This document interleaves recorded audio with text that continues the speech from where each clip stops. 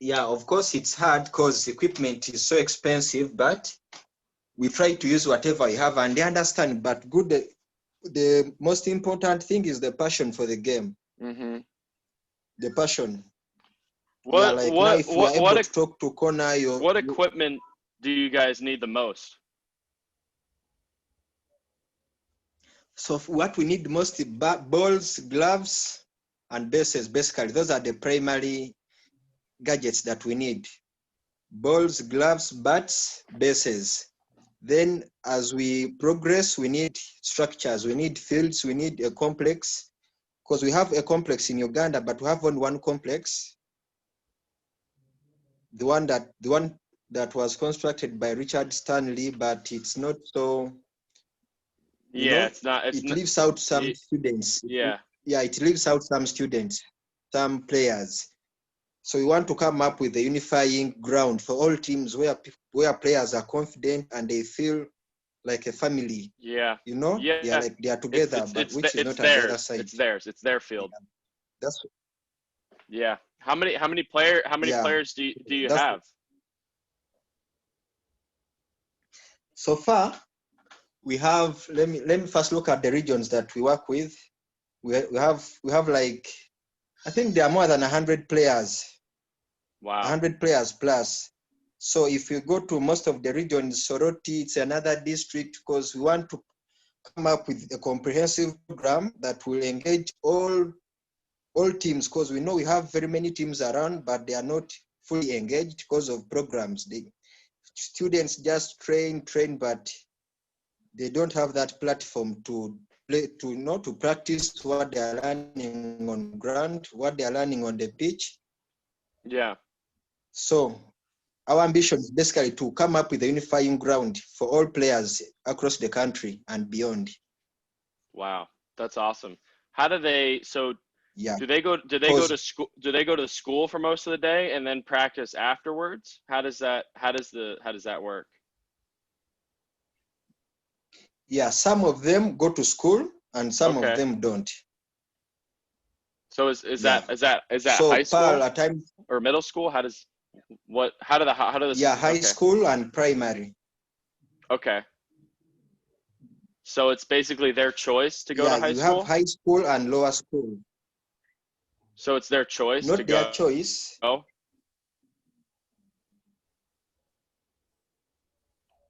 It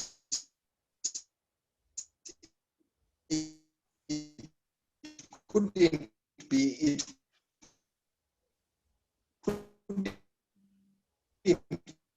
their choice.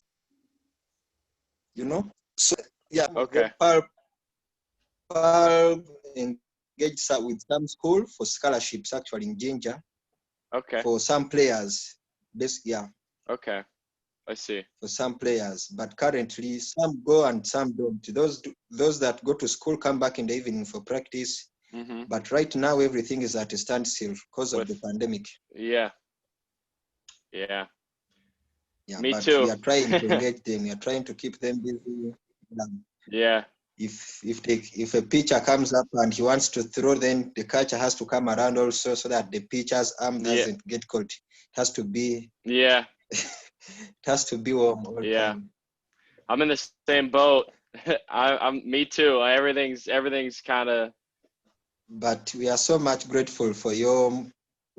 We are so much. Oh, I lost it. All right, yeah, I appreciate it, man, and I'm gonna share your link on Twitter and Facebook, and hopefully get some donations for you guys. Thank you. Oh, that's great. Be Michael with the team in Ginger. Have you heard that? You can give it a loud applause. Yeah.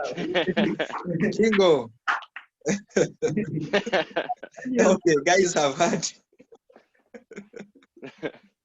But hey, if you guys have any other questions, let me know, and I'll answer them. Okay. Jingo Samuel, any questions? Daniel has a question. Are you guys able to hear us? Okay, let me mute. Yeah. Hi, Connor. Yep. Can you briefly explain to me the reason as to why some guys always give up whenever they are almost getting to their dreams? Can I explain to you the reason why what? Why some people give up whenever they are almost getting to their dreams, like achieving their dreams? Why people give up? Yeah. Well, I think that believe it or not, in the minor leagues, you don't really make a lot of money for the U.S. In the U.S., you make a lot of money when you make it to the major leagues, but when you're in the minor leagues, you don't make a lot of money. So I think it's hard for a lot of guys because at some point you play for a couple of years and then you have a wife and you have a family and you have a house and you have bills, and at some point you have a family and a house and children, and it's baseball, and the baseball isn't paying the bills.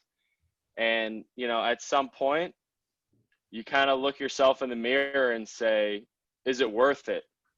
And I know that it's really hard to sometimes say that baseball is not worth it, but at some point, some guys have families and kids that they need to pay for, and baseball, unless you're in the major leagues, usually won't do that. So I think that's a reason why a lot of guys will give up and retire or quit when they're in the minor leagues, because they just can't afford to play anymore for low money, if that makes sense. I have another question. Okay. How were you related to your coaches when you were still in high school and in college and right now? How did I like my coaches? What was your relationship with your coaches? Oh, I have an amazing relationship with my coaches. My high school coach, I still talk to him daily. He's a great mentor that I've had, and I think what you guys will start to learn with Samuel is that baseball is building both of your relationships with each other. And you realize that in a lot of ways, it's more about relationships with people and friendship than it is baseball. Like, that Samuel wants you guys to learn baseball and play, but that's because he cares about you and he wants to see you guys succeed, right? So that's an amazing relationship to have, and that he'll always have your back with baseball or without baseball.